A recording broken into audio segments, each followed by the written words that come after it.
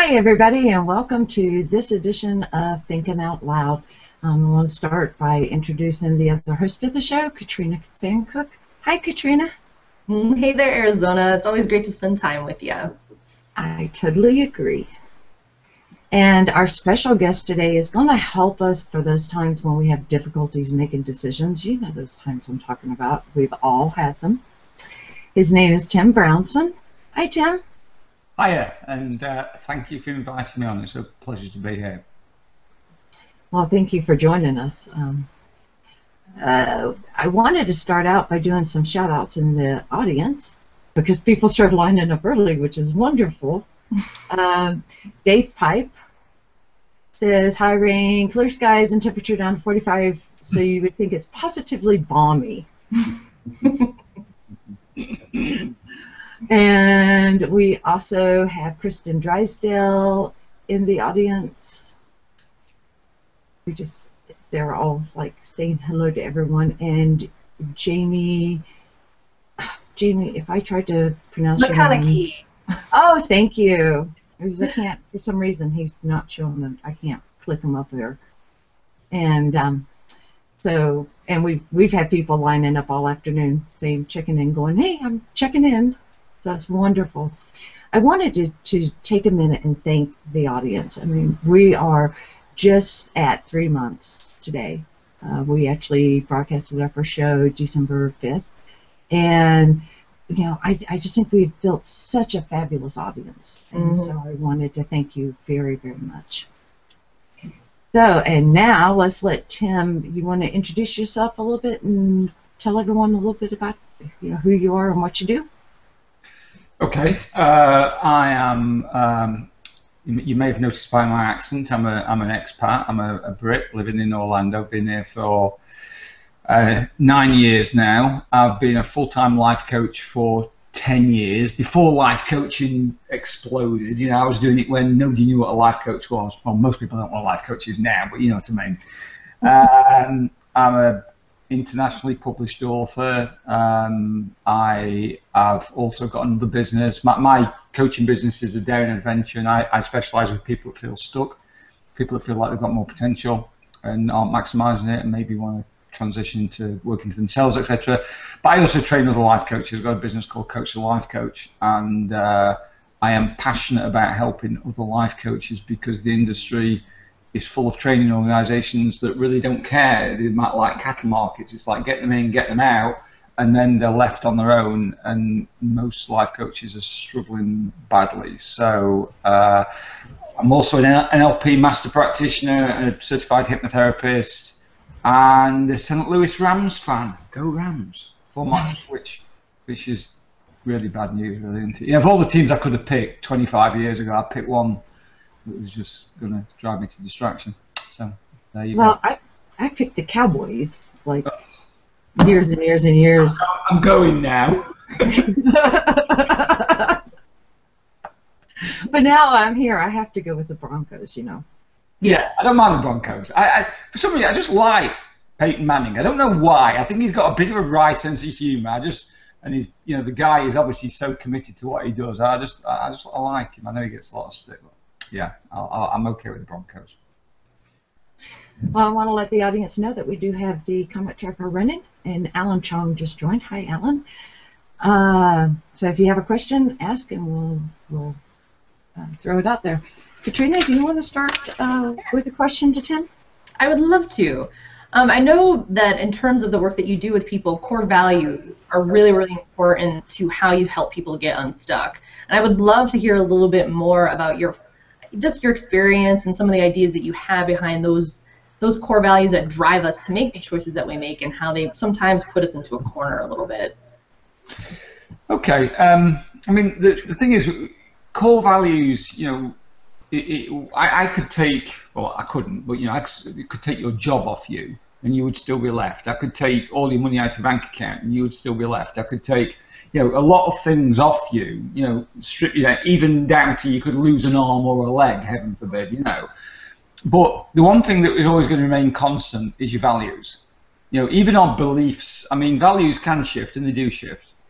But even beliefs move around all the time. So the core values, so for me when I'm working with a client, to understand what's really personal to them, what's really important to them at a deep level, is critical, because otherwise I end up coaching them from my perspective rather than from their perspective. So you said, interestingly, that core values drive your decisions, and I had a conversation with a life coach yesterday who said the same thing, and I basically responded by saying, no, they don't. Core values should drive your decisions, but some people override them. So if you ever get that gut feeling where you think, I'll give you an example. So the last job I took in sales, I went for the interview and I got to this place. And it was a purpose-built, the company's Walters Kluwer, the biggest HR outsourcing company in Europe. And they took me around, and all the time I was thinking, this isn't for me. This isn't for me. It's not right for me. And then at the end of it, they said, oh, the managing director, which is equivalent to the CEO over here, would like to talk to you before you go. And I said, okay, just as a point of courtesy. So I went to sat down with him and we were talking, and he said, we'd really like to have you on board. He said, of course there'll be a £7,500, which is what, $12,000, golden hello for if you sign. Suddenly my values, bang, they were out the window. I'm like, oh, $7,500, I can buy that BMW.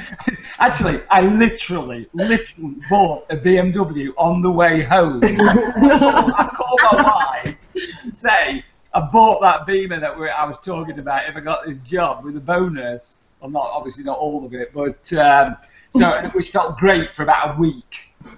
Yeah. I got used to the car, but my values, and the values there was a sense of a lack of integrity with the business. It was all about sell,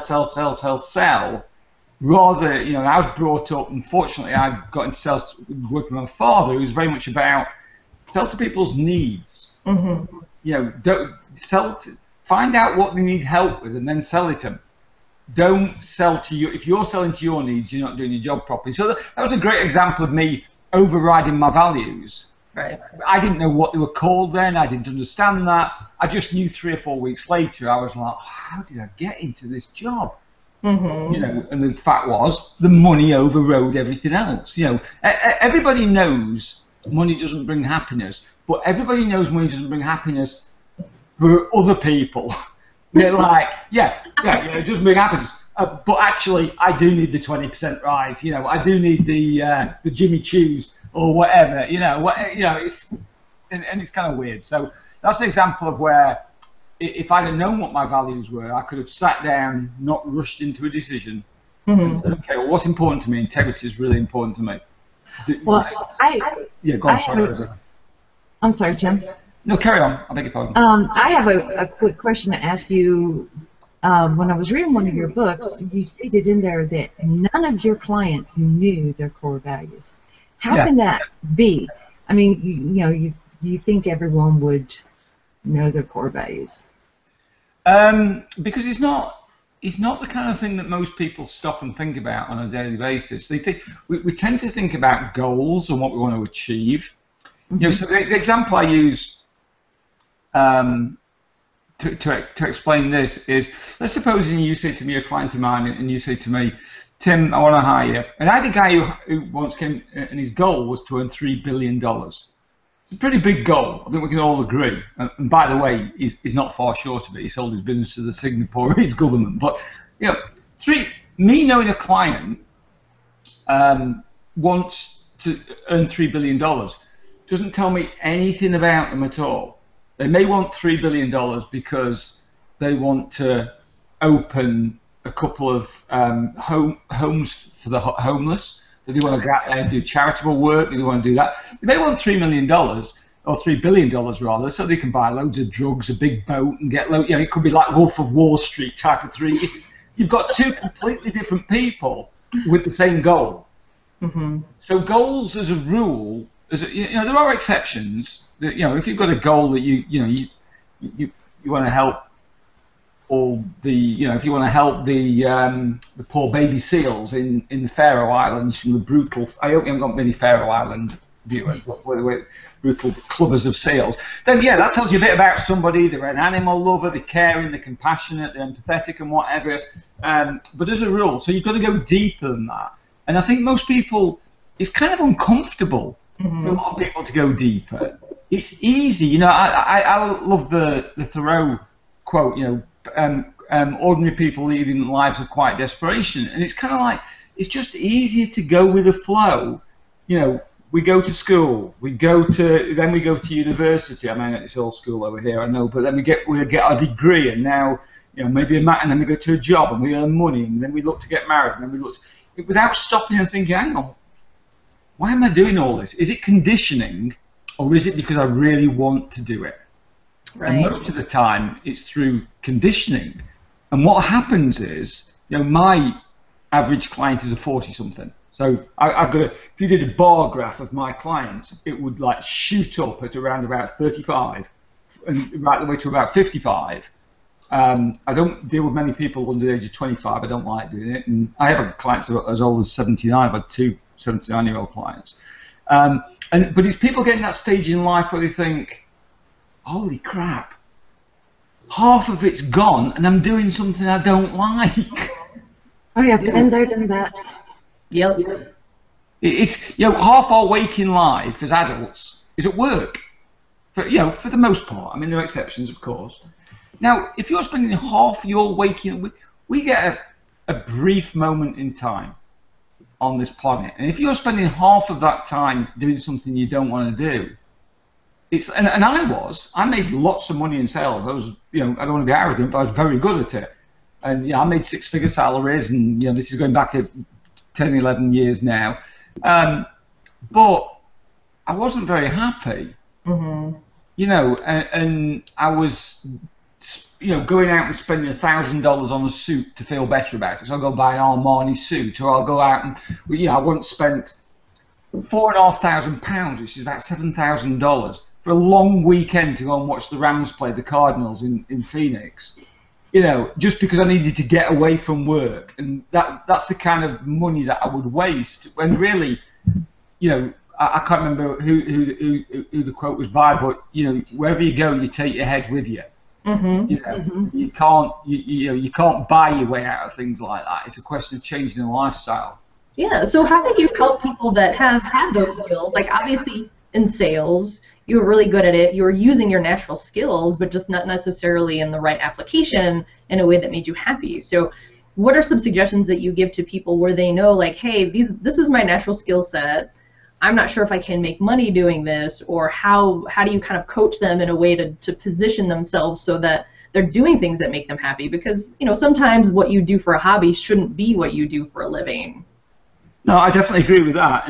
And it's, you know, when you said then, you know, this is my natural skill set, you know, it's like, to me, it's all about what do you want to do.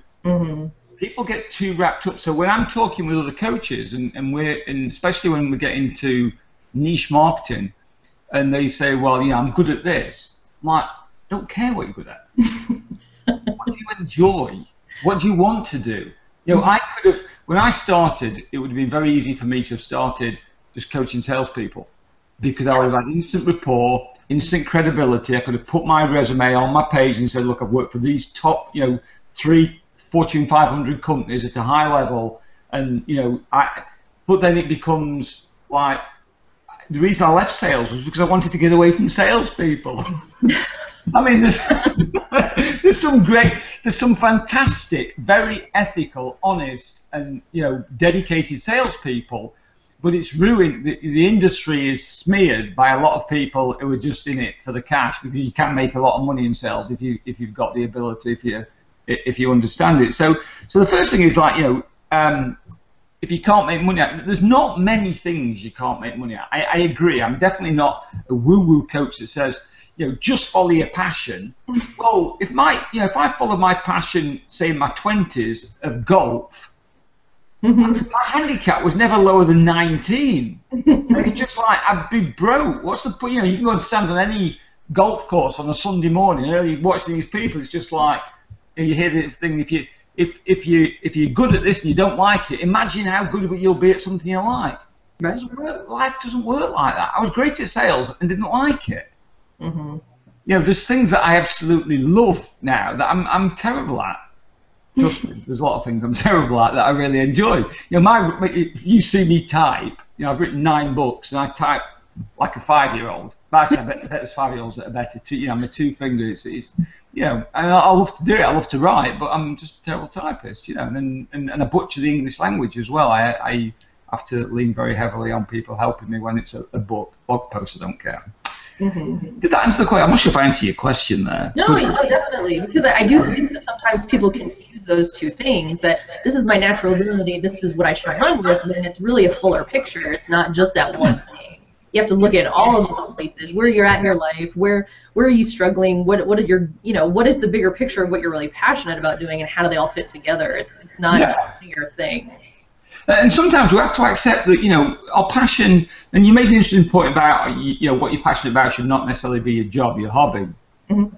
And I know there's a lot of people in my industry who would disagree with that. I would actually agree with that and think it's a very wise statement, because you can actually burn out. I know people that have taken their hobby to be a business, and suddenly it's not got the same interest to them, because because it's now they're required to do it, to put food on the table, whereas previously it was something that was fun to do. It was, you know, it was a, you know, I love to meditate. I don't want to be a professional meditator.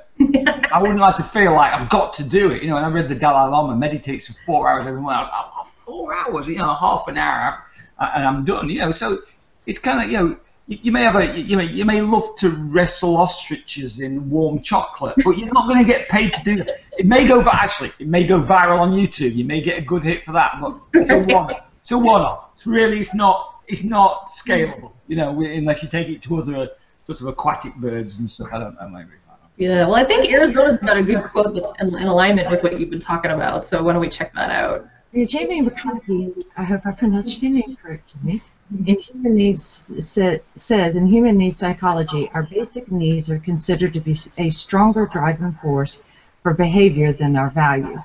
Would you say, Tim, that is why we often make decisions that are not in line with our core values? Yeah, that's a brilliant question, Jamie. I fully agree with that, because and if you think about, so let's suppose I've got a client, and this happens a lot, and this is the trickiest client for me. So let's suppose I worked with recently a single mother who had 6 kids, okay, and she was doing 2 jobs, and she wanted to. I've got to be careful what I say now, because I don't want to identify her. But she wanted to get out of the jobs and basically wanted to do coaching and that. Mm-hmm. But her income requirements to put, you know, when you get to Maslow's level, you know, the shelter, you know, and safety, her income requirements were such that she just wasn't going to get that first level.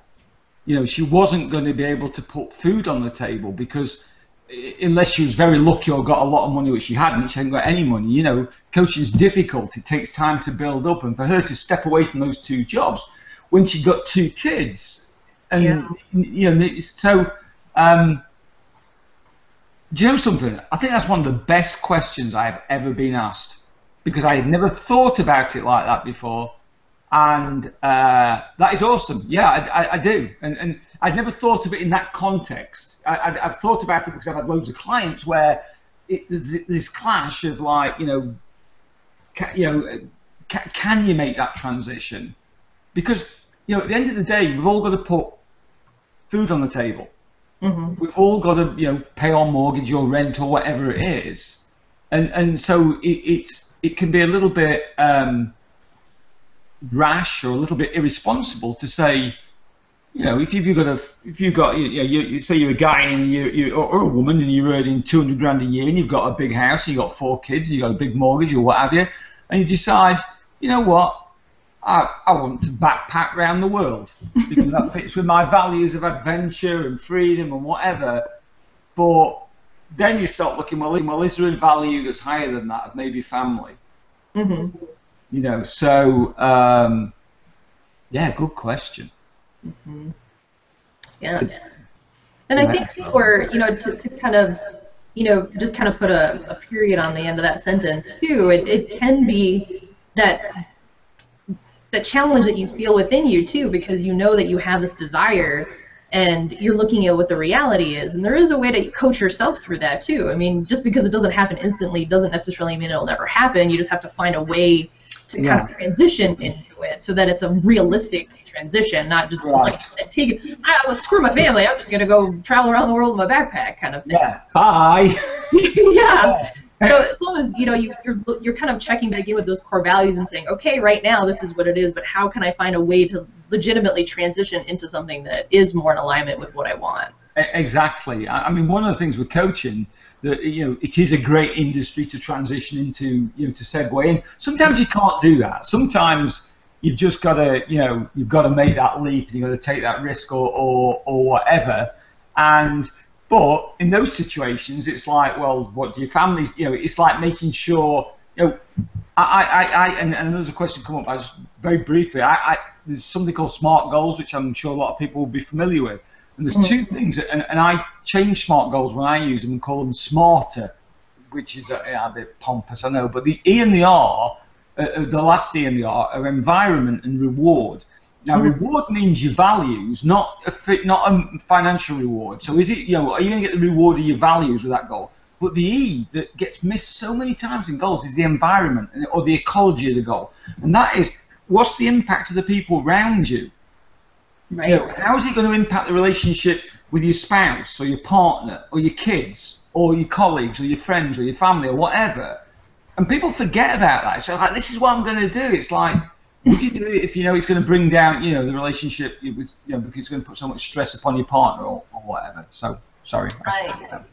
Well, and I think, Arizona, did you have another comment there that you wanted to share, or did you want to say something? Yeah, we have another comment. Alan Chung asked a question, wants to know, how did you reach out and grow your coaching business in such a big way? And what was a big leap to coaching success? When I first started, it was fairly easy for me because I was living in the UK still. So this was 2004. I started doing some part-time coaching. In 2005, I went full-time because I got a support network. So I've been in sales for so long, I knew a lot of people I could reach out to pick up clients. And then February 2006, we moved to the US, and suddenly I got no support network, and it was started from scratch with a new business. For 2 years, I kept forgetting that I wasn't on holiday or vacation, as you guys say. To me it was like, it's a warm day, it's 5 o'clock, I'll go and grab a beer and sit out by the pool at the back, in the house we were renting. And I was lucky that I had a very understanding wife, and also when we sold our house back in the UK, we had a lot of equity, so we probably got 100 grand to use, which I used and abused and went through. And then about 2 years after moving here, I started to panic a little bit. I actually put my sales resume on Monster and had a couple of sort of inquiries because nothing was happening. And basically, I made the same mistake. Well, I say it's the same mistake. I know a couple of other people that made the mistake, but I come from a sales background, and I thought because I'd worked in sales that I also understood marketing.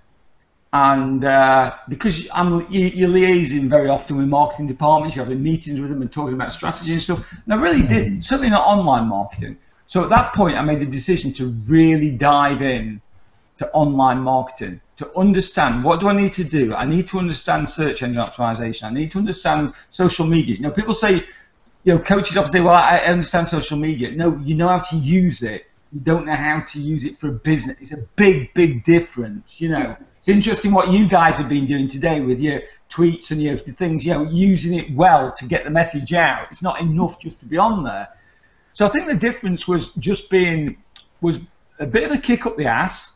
The money was dwindling, and I was being a little bit lazy. And then the realization that if I didn't understand, because I didn't want to go back to do offline marketing, so if I didn't understand SEO, if I didn't understand, social media, if I didn't understand this stuff, I was going to get buried. But I was fortunate though as well. One thing I'll add, I was fortunate because when we moved here, I had no competition. So I got clients in spite of myself rather than because of myself. If anybody knows what Wayback Machine is, and you go and look at my website from 9 years ago, they're going to be crying with laughter at it. My logo was a turtle with a strap of dynamite on its back, taken off, and it was like, yeah, I know, exactly, thank you. And some of my early blog posts were terrible. But since then, one of the things that I've done since then that I would encourage anybody to do with any businesses, I have built, even though not people that work for me, but I really started to reach out, talk to other people, offer them help, exchange. I've done a lot of exchanging of services in my early days. I don't do it so much now. And just basically listening to other people and where they've screwed up and just like, okay, you know, and it's amazing how many people will help you if you ask them. I bet at least twice a week I spend half an hour and I'm walking by. Any life coach contacts me and just can't afford to hire me. I always say, call me between 11 and 12, any midweek morning, and I'm walking the dogs. There's a good chance I'll pick up, and I'm happy to talk to you because I love this business, and I will talk to you till I'm going back home again. And that, you know, and here's the weird thing.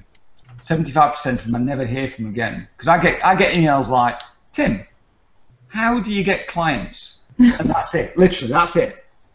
Seriously, that's it. You know, then I say ring me, and they don't, because they don't want to do the work or whatever. So I'm rattling on to. That is interesting. I mean, maybe they just figure that you'll give them all the secrets in email. Sometimes people feel a little awkward talking on the phone. That happens. Yeah, there is that. But by the end of the day, Katrina, you've got to get past that. Yes. You know, we're in a business, so I've worked with a couple of coaches that have got social anxiety, and it's something that I've had in the past. I suffer from generalized anxiety disorder. Okay, I was diagnosed with that in my teens, and it never goes away. It's always there, but I manage it with meditation and exercise, basically. I think that's a great point, though. It's a point to really to know that people that are professional and good at what they do, it doesn't mean that they don't have their own systems in place to manage whatever they have going on. Exactly. Yeah. Exactly. We've all got, we've all got stuff going on. We've all got things. That's one of the things that the big bugbears with me with life coaches. When I tell them, don't try to pretend your life's perfect. Yeah. People are going to sniff that out. Because it isn't. I still have days. This morning I felt really sluggish this morning. I didn't want to write. I didn't feel in the mood for it and what have you. I'm a fairly lively kind of guy and what have you. And it's just because you're a life coach doesn't mean to say your life's perfect any more than a doctor can't get sick or a hairdresser can't go bald or a mechanic's car can't break down. It's just like, the one thing I try to do is just be me. If anybody reads my blogs and then meets me for a drink, they're not going to think, oh my God, I had no idea it was like that. They're going to think, he's exactly like that. He sweats just as much in person as he does on his blog.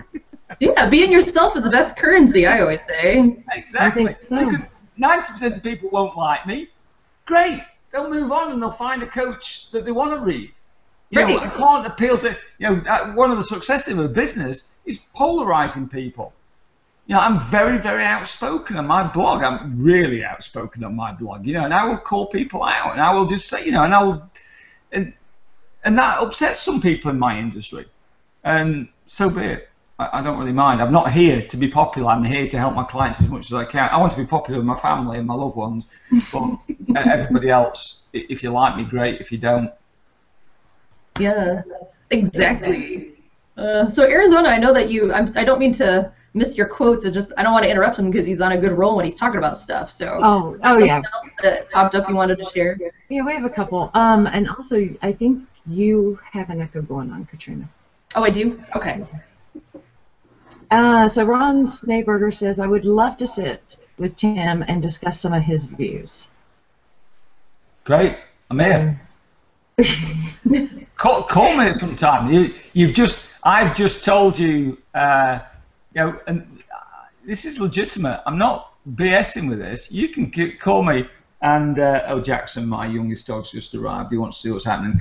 I'm like I say, most mornings tends to be different to the weekends, depending on how my wife's work schedule is. But most mornings I'm out with the dogs around 11 and 12. If you want just a chat, a general chat, call me. My number's all over the website. Most webs. This is another thing. Life coaches, that they don't want to put the phone number on the website. I'm like, geez, people. And it's just seriously. I get up to, I average probably about 50,000 unique visitors a month to my website.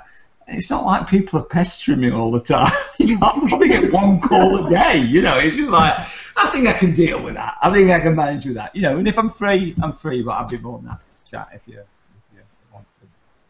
And the other one was just Jamie was saying thank you for the great answer. I love the real life examples you give to illustrate. And yes, I agree with Katrina Pfannkuch. A step-by-step transition can eventually get you to living more in line with your values. Yeah, and again, it's sometimes to make that step all in one go. It's also very frightening for people, and with coaching, I mean, some people relish that.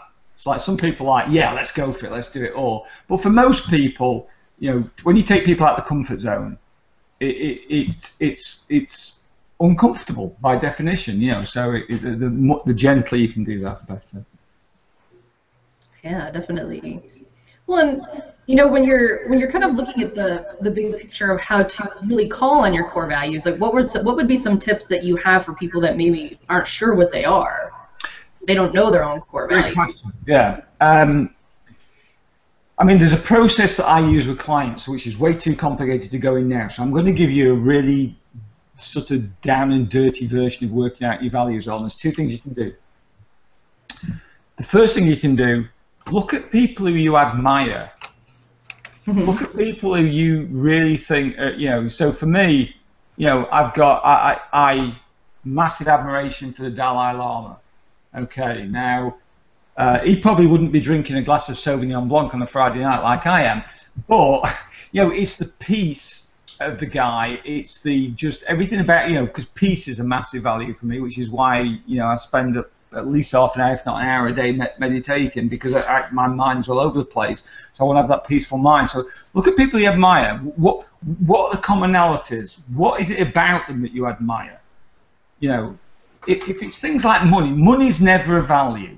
So you've got to ask your question, well, what if you think of a word? So Katrina, what's important to you?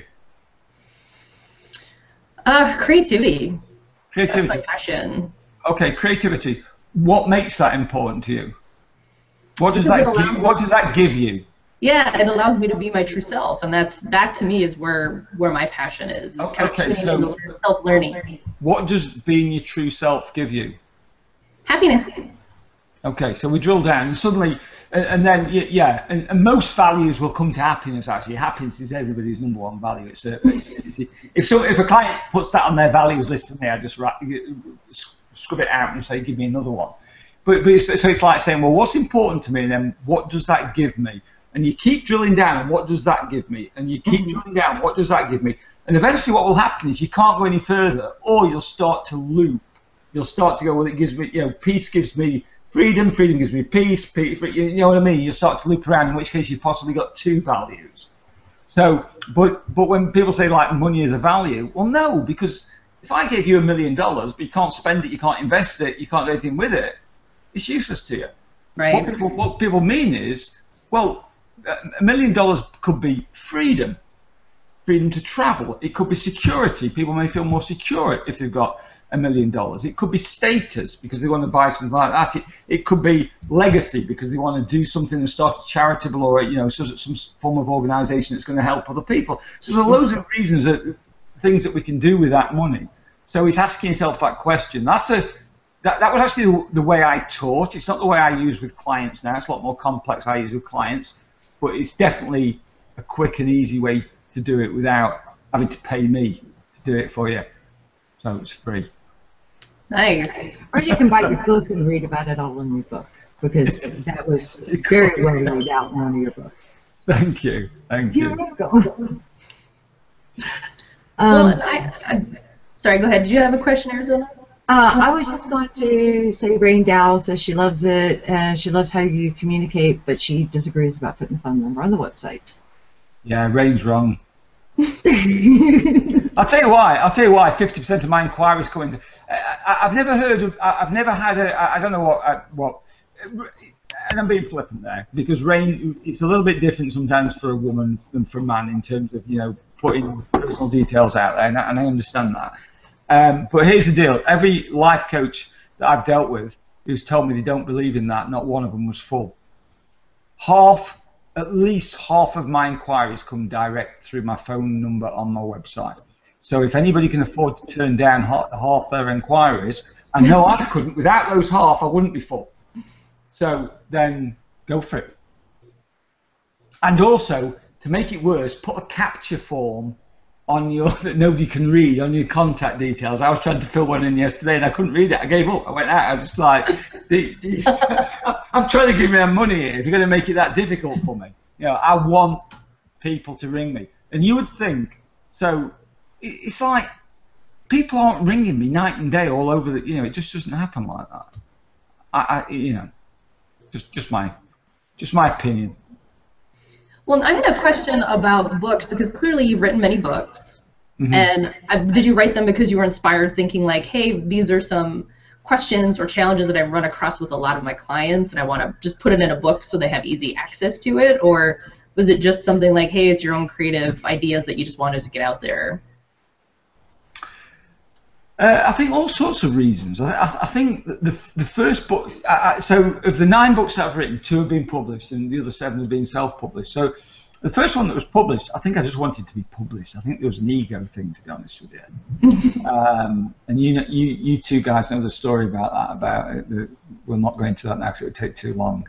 So I think there's a bit, but then after that, it was like, okay, where are people struggling? So I wrote a book on stress. I wrote a book on anxiety, social anxiety and panic attacks. Probably the book that I enjoyed writing the most in terms of actually was 70 Amazing Facts About Your Brain, because that just stuff, I just loved researching stuff. I give that away free now to people who subscribe to my newsletter. Mm-hmm. Or it's on Amazon for $2.99 or whatever. I loved writing that because that was the kind of book that I would buy myself and read, and it would be just like, so there's a lot of research went into that. And probably the best book that I've been involved in is the one I co-authored, which is How to Be Rich and Happy with John Strzelecki. And John's had a number of international bestsellers, and that was more about, we wanted to get something that, this may sound arrogant, it's not meant to sound arrogant, but we kind of wanted to make the definitive self-development book. When we were talking the other day, I was saying about, most self-development books, they just padded, they filled, and we wanted to get something that was condensed and was practical and usable, and that somebody could, and then, as you know, we give that away to charitable causes in this country, and then rip everybody else off that buys it off because it's ridiculously expensive at $25 for a paperback, but they know that then probably there's 10 copies going to go to good causes as well. So, different reasons really, I think. Well, and I know a lot of folks are sort of in the process of trying to figure out, hey, would be writing a book, would that be a good idea for whatever I'm doing, whether it's coaching or other things? And, as someone that is a professional writer, I see a lot of people trying to turn some things into a book, and sometimes that can work and sometimes it can't. Mm-hmm. So, I'd like to think that there's always a possibility there, but there is a point where you just have to be mindful of how much content's being thrown out there. Exactly. I think it's one of those, there's a conundrum where it's never been more difficult to make a book succeed, and it's never been easier. And what I mean by that, it's never been easier because the barrier to entry, so for How to Be Rich and Happy, for instance, when we've sold it into a number of countries, that had to be okayed by a sub-agent, it had to be okayed by the publisher, probably 2 people at the publishing house before they would make a bid on the book. So you've not just got to know what you're talking about, other people have got to think you know what you're talking about as well. Now, with ebooks, anybody can put a book out there. And an example I give, a few years ago now, I'm not going to name the blog because it would be unfair, somebody ran a competition to do the best blogs on self-development in different categories, and one was Best Newcomer. And the guy who wrote The Best Newcomer, I'd never heard of him. I thought, I'm going to go and check this guy out. He'd written a post on hypnotherapy, and I'm a certified hypnotherapist, even though I don't use it anymore. And he wrote this post, and he delivered this information, and there was loads of comments. Great post, this is fantastic. And it was actually dangerous, his post. He obviously didn't understand the topic, but he delivered it with such confidence. And, you know, and I was like, oh, geez, people are going to try this. And he missed a couple of processes out, and he didn't explain something, and he obviously really didn't, he'd read it somewhere or whatever and was reproducing it. And I think that's the difficulty now, is people are unsure. You know, you've got blogs out there that are turning out, and I could name 2 or 3 very big blogs that are turning out very poor content on self-development. And then you've got some very good smaller blogs that turn out great content but don't get the recognition. Right. And I think that's just how we're going, how the world is at the moment. You know, like I say, the barrier to entry is gone. You just need a computer and an ability to type. Right. Well, what is your favorite thing about coaching other coaches? I think because I can, with coaching, so I was trained in coactive coaching, which is very much hands-off. It's not really about telling people what to do, you know. And yeah, I'm a fairly garrulous person, as you may have noticed. You know, I like to talk, and I like to help people. And with other coaches, I can spot the mistake when they're often making the same mistakes as me. So it allows me to, you know, change hats, so to speak, without wanting to be too cliched, and be a coach one moment and then mentor/teacher the next, and say, no, don't do that. Trust me, that isn't going to work. Don't go and do all, you know, that's what everybody else is doing. You know, because most life coaches, they come into the industry, and what they do is they go and check all the other coaches' life websites, and then they replicate it. What they don't realize is they're replicating failing models, because most life coaches, 95% of life coaches are struggling. So what they're doing is they're copying something that's struggling. Right. And it's like, so they'll say, well, you know, such and such does this.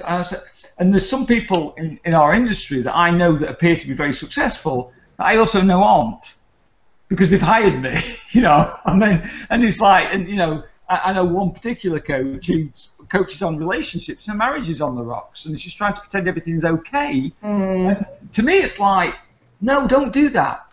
Tell people that what's going on, because they relate to that, and that will make you more human and more approachable and more believable, rather than you've got this magical, you know, life where nothing ever goes wrong. My dog threw up on the carpet. Well, no, he didn't actually. He threw up on a rug because we've got marble, but he ran around like a lunatic trying to find a piece of cloth to throw up on, because he knew marble or granite or whatever the floor is made, I don't know, tiles. I'm probably bigging it up a bit now. He knew that would be too easy for me to clean up, so he needed to find some rug to throw up on. That happens. You know, excuse my language, but shit happens in life. You've just got to deal with it and realise that you know, I can't remember what the quote is now, but it's something along the lines of, you know, what happens is we see everybody else's highlight reel when we're playing our own outtakes. And it's true. You know, we see people on their best behaviour. Nobody farts on the first date. I think I've just lost half your viewers. You know, it's just like, you don't do it. You know, it's just like you're on your best behaviour. When you meet somebody, you don't dive into deep stuff, you know, whatever. So, but, you know, and that's why on my blog, you know, I've talked about the fact that I've had difficulty with anxiety in the past. I've talked about the fact that, you know, I took drugs in my 20s and 30s, partied a lot too much, and I talk about the fact that, you know, every now and then I'll get, you know, just really stressed or whatever, because that's what life's like. Just because I have the tools, I can manage it better now, a lot better, you know. But it's like I'm still a human being. One of my favourite people on the planet is a guy called Bodhipashka. He's a Buddhist teacher who's my teacher for a number of years, and still is a good friend of mine now. And I can remember sitting down on we were on a retreat, and him sitting down and saying, his first words were, "Yeah, I've been so stressed this week." And I was like, "Oh, that is so fantastic." Wow. You know, it's just like, you know, I'm sure there are people, you know, like Tara Brach and Jack Cornfield and, you know, and Dalai Lama and Thich Nhat Hanh and people like that don't get stressed. But for the most people, even people, you know, he's been doing it nearly 30 years, but he still creeps up on it. And that's why I think that's why I'm attracted to people like that, because it's just they're all, you know, you talking about, Katrina, before about when you were describing your values, really what you were talking about was authenticity, wasn't it? Yep. And that's what it is. It's being authentic. It's who we are. You know, the Oscar Wilde quote, you know, be yourself, everybody else is taken. Yes, that's one of my favorite quotes. It's an awesome quote. Hey, Tim, do you have like your speakers on back there? Because I've done everything I can. I don't know what else where the echo's coming from. I know it's not me. So. Is it still echoing? Yeah. Do you have a speaker turned up anywhere? I do. I could have put my headphones on if you'd have told me, but they're actually in my car. No, that's okay. Well, and we're about out of time anyway. I mean, I'm sorry about that. I do apologise. No, it's okay. It's because I've been to the gym. Normally I have them here because I do podcasts and stuff, but I have them here. But I've just got back from the gym before this, so I've left them in my car. So. Well, I'll just say one quick thing because I know it echoes a little bit when I'm talking. I agree with everything you're saying. I wouldn't be able to do the work I do around creativity if it wasn't for me going through my own challenges with my own creativity. It's how I'm able to help other people. Right. What was that comment I just saw flash up? I just wanted to put this up to end the show on a joke. Donald Grant says life coaching. I thought this was about football coaching. Well, Donald, I mean, we could discuss the relative merits of the 4-3 defense about the 3-4 defense, and we could discuss the relative merits of this, of whether the Rams should keep Sam Bradford or they just should cut him and move on. But Katrina and Aaron are like, what the? Yeah. Anyway. Call me and we'll talk about cover 2 and cover 4. Yes, well, I had a great time listening to you today. You had such great insight packed in 40 minutes, so thank you for all of that. And is there anything else that you wanted to share before you leave about what you have coming up, something else that you're working on currently? No, I'm terrible at promoting myself like that. I mean, I really am. I just like, you know, I'd love people to go and read the blog and subscribe to the newsletter. You know, it's the link's there, darrenadventure.com, or it's coachyalifecoach.com is where I train coaches. But I've loved it. It's great. And the timing's great because, like, as we said at the beginning, this is the end of my week because Saturday's the only day I have. I've had a glass of wine. I'm talking to you late, and I have thoroughly enjoyed myself. So thank you for asking me on. I appreciate it. Yeah, it was fun. I had a great time. I did too. I really, really enjoyed this. And for those of you who are interested in finding his books, they're a fabulous read. I've read 3 of them so far. And of course, if you sign up for his blog, you get them free. They get quite a few of them free. 4 through. Yeah. Poor Arizona. Arizona went and bought one the day that I decided to give it away for free. I think I bought it like half an hour before. My last blog post but one is giving my first published. You can go and download it for free. You don't even need to sign up for my newsletter. And bless her, she'd just been and bought it. So thank you. I look forward to that Amazon royalty check in like or whatever in 6 months. You know, I'll buy a coffee and think of you. Already. Well, I guess we ought to wrap it up. I want to thank everybody. We have a fabulous audience. Y'all have really hung, and if I didn't mention you, I've tried to mention everybody. If I didn't, please forgive me. And y'all have a wonderful weekend.